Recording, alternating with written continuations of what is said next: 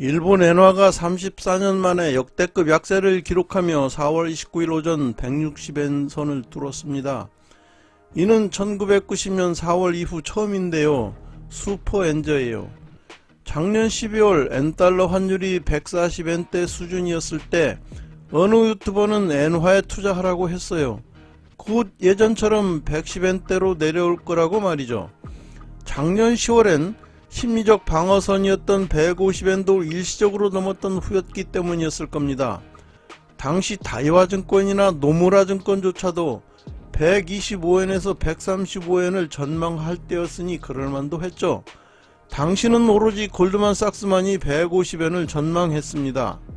그때 저도 엔화 가치에 대한 유튜브 영상을 찍었습니다. 그게 그리 간단한 게 아니라고 말이죠. 그리고 당시 미스터 N으로 불리는 사카키바라 에이스케 전 일본 재무성 차관이 엔화 가치가 2024년엔 달러당 160엔을 넘어설 수 있다라고 전망한 사실과 함께 이명찬 박사의 달러 금리가 내려도 엔저는 계속될 것이며 엔저 구조는 정착됐으니 엔화 절대로 사지 말라고 한 말도 소개했습니다.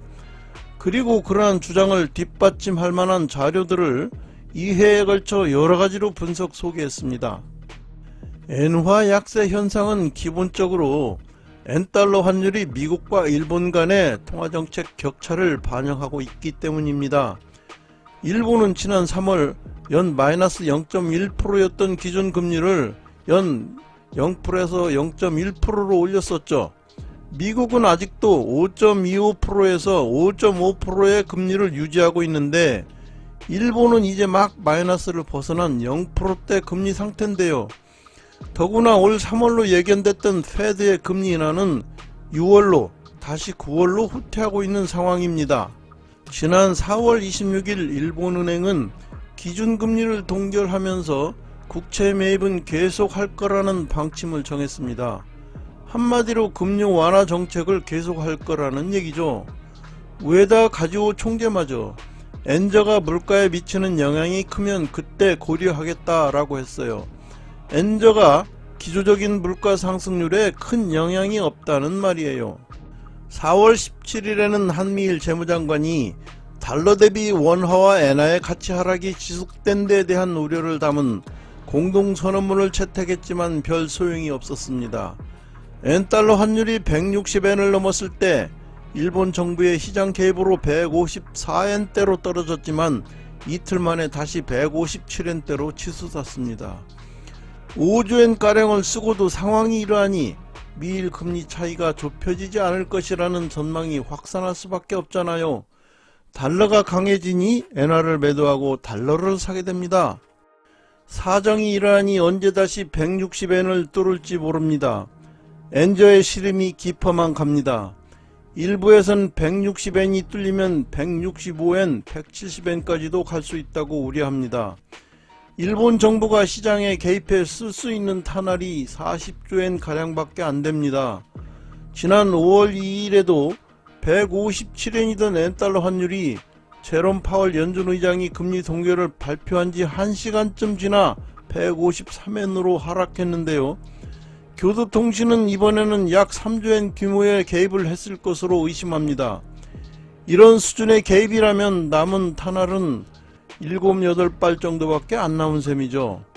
지난 가을 엔화 가치가 너무 떨어져 다시 오름세로 돌아설 것이란 기대로 엔화 가치 반등에 베팅한 소위 일학개미들은 속이 타들어갑니다. 엔화 예금 규모는 지난 3월 말 현재 98억 달러로 불어난 상태입니다. 구입 단가 대비 10%만 떨어졌다 해도 1조 4천억 원 가까이 평가 손실이 난 것이죠. 지금 환율은 100엔당 880원 근처로 무너져 내린 상태입니다. 특히 미국의 금리도 떨어질 것이란 기대로 엔화로 미국 장기 국채에 투자하는 ETF를 산 투자자들은 미국 국채금리 상승과 슈퍼엔저에 2번 울고 있습니다. 미 국채금리 하락에 따른 채권 가격 상승과 엔화가치 반등에 따른 환차익이라는 더블 수익을 노렸지만 시장 상황이 녹록지 않은 것이죠. 엔화 약세는 기본적으로는 미국과 일본의 금리 차에 있지만 금리 차라는 것도 알고 보면 일본이 금리를 올릴 수 없는 구조의 틀에 갇혀 있기 때문인데요. 그중 하나가 국채 원리금 상환이 만만치 않다는 점입니다. 2024년도 3월 말 일본의 국채 발행액은 1095조엔이고 BOJ의 보유 국채는 589조엔으로 국채 보유 비중이 53.8%에 달합니다. 일본 정부의 2024년 예산이 114조엔인데 국채 원리금 상환 금액이 연간 예산의 25%나 됩니다. 국가 채무가 GDP 대비 265.95%에 달해요. 금리가 1% 상승할 때마다 국채 이자 비용이 3조 6천억엔씩 증가합니다. 출구 전략을 섣불리 펼쳤다가 국채 이자 증가 부담 때문에 큰일이 날 수도 있죠. 잃어버린 30년에서 벗어나려 쏘아버린 아베 양적 완화란 화살이 남긴 숙제가 아닐 수 없습니다.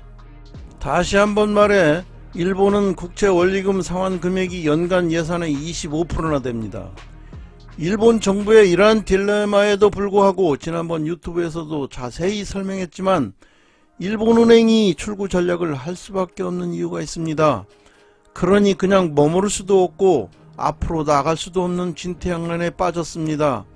첫 번째는 아베 양적 완화 정책으로 일본의 통화 팽창이 생각보다 많이 됐는데요. 양적 완화하면 페드라고 생각되는 미국보다도 무려 1.42배나 더 됐으니 말이죠. 국채 원리금 상환에 대한 부담을 핑계로 마냥 머뭇거릴 수만도 없습니다. 두 번째는 앞에서 살펴보았듯이 실탄이 7, 8발밖에 남지 않아 환율이 올라도 개입이 쉽지 않은 상황이에요. 더구나 엔화 가치를 올리기 위해서 미국 국채를 내다 팔면 달러 가격이 떨어지니까 달러 금리가 올라갑니다. 그러면 금리 차가 커지니까 엔화 환율이 도리어 올라가게 되죠. 그래서 환율이 올라도 개입을 할 수 없습니다. 세 번째는 이제 양적 완화도 효력이 떨어졌어요. 양적 완화로 일본은행이 국채를 싹쓸이 하다 보니 채권시장의 기능이 마비됐는데요. 국채시장 생태계를 유지하기 위해서 증권회사들에게 국채를 빌려줍니다. 그런데 빌린 국채가 공매도 수단으로 악용되는 것을 막기 위해서 빌려준 국채는 BOJ에 되팔지 못하게 했죠. 그러다 보니 증권사들이 헐값에 국채를 내다 팔면서 금리가 더 오르게 돼버렸습니다. 금리를 낮추기 위한 국채 매입이 거꾸로 금리를 올리는 요인이 되어버린 것이죠. 아베의 화살인 장단기 금리 조작이 본래 의도와는 반대로 부메랑이 되었습니다.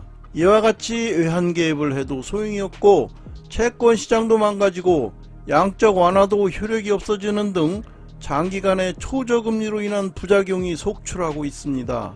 당초부터 양적 완화보다는 구조개혁을 통해 경제 체질을 바꾸는 조치가 필요했는데요. 하지만 일본은 인위적인 초저금리와 엔저에 의존해왔죠. 그럼 지금에 와서 어떻게 하면 무리 없이 이 딜레마에서 탈출할 수 있을까요? 세상만사가 해결되는 원칙은 기본으로 돌아가는 것입니다. 경제가 회복되고 기업이 돈을 벌어서 종업원의 임금을 인상해줌으로써 수요가 확대되고 다시 기업 생산이 활성화되는 선순환이 그것이죠. 올 들어 미국과 중국의 경기 회복세가 견고합니다. 그런데 불행하게도 그림에서 보듯이 OECD의 올해 경제 성장률 전망치에 의하면 일본은 작년에 비해 오히려 퇴보하는 경우로 보입니다. IMF에 따르면 일본 GDP는 지난해 독일에 역전당했습니다. 내년에는 인도에도 따라잡히며 5위로 내려앉을 것이란 예상입니다. 노라고 말할 수 있는 일본을 외치던 일본의 체면이 말이 아닙니다. 일본은 반도체와 IT 제조업 등에서 세계 선두권에서 밀려난 이후 새로운 성장 동력을 되찾지 못했는데요. 1990년대 초 경제 거품이 꺼지면서 생산 거점을 해외로 옮기고 기업들이 투자를 제대로 하지 않았기 때문입니다. 무엇보다 저출산 고령화와 막대한 국가부채 등 구조적인 문제가 해결되지 않았습니다. 그렇지만 희망도 있는데요. 이번에는 도요타 자동차를 비롯한 주요 기업들이 좋은 실적으로 증시를 끌어올리고 있습니다. 일본 정부의 기업 밸류업 프로그램도 한몫을 하고 있고요. 무역 적자 폭도 줄이며 13개월 연속 경상수지 흑자를 이어가고 있습니다. 꿈쩍 않던 물가도 뛰었습니다. 반도체, 배터리, 바이오 등 전략산업에 5 내지 10년 단위 장기 세제 혜택을 부여하고 규제도 완화하고 있습니다. 일본은 장기 침체에서 벗어나기 위한 스텝을 차근차근 밟고 있습니다. 그렇지만 엔화에 큰 영향을 미치는 미국 통화정책이 어떻게 바뀔지 윤곽이 잡힐 때까지는 흐름이 크게는 바뀌지 않을 것이란 분석입니다. 미국이 기준금리를 낮춰 양국 간 금리 격차를 줄여야 변화의 물꼬가 트일 것이라는 얘기죠. 다행하게도 파월 연준 의장은 5월 FOMC 성명서에서 QT 테이퍼링을 할 것이라고 했습니다. 월간 600억 달러씩 줄이던 양적 긴축을 250억 달러로 줄이겠다는 말이죠. 페드와치는 연내 2번 금리 인하가 이루어질 것으로 예측하고 있습니다.